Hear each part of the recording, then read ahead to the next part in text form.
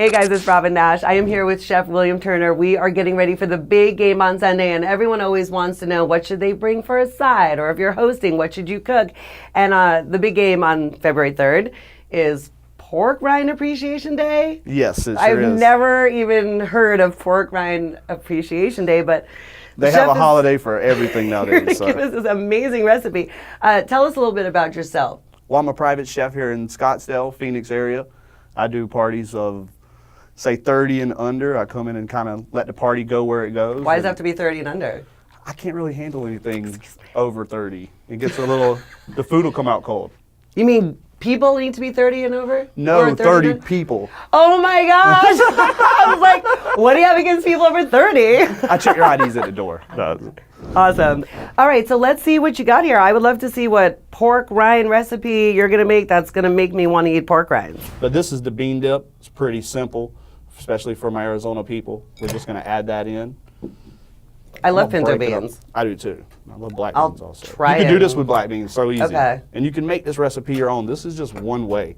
So what we're gonna do is, this is a little pico that I had earlier. I'm adding that in. That's gonna have a lot of my spices and my seasoning. I like a little more onion in mine. Me too.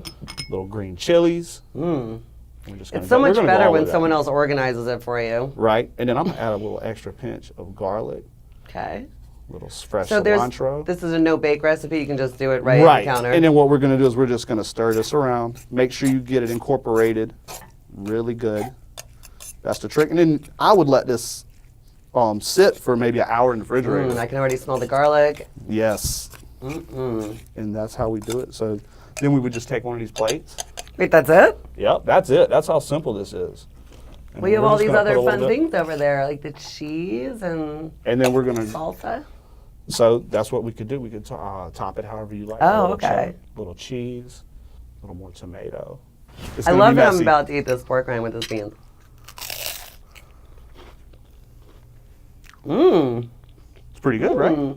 Oh, really good.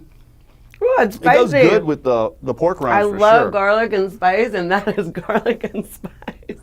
Onion garlic. That's They have delicious. They also have some, if spicy's not your thing, they got other flavors. So I'm eating the spicy one right here. Right, and if you go to Okay. porkrinds.com, you can enter into that Gridiron Greats gaming, and every time you do that, a small percentage goes to the Gridiron Great Fund. So it's going to Mike Ditka's charity as well. Right, and then that in turn, like I said, goes to help out athletes and former NFL players who are struggling. That is the easiest go-to recipe for the big Right. game. Delicious. I'm going to bring it over. I'm invited to a big party on Sunday, and everyone's getting this on Pork Rind Appreciation Day. Well, thanks for having me. Yes, Chef William Turner, everybody. Thank you.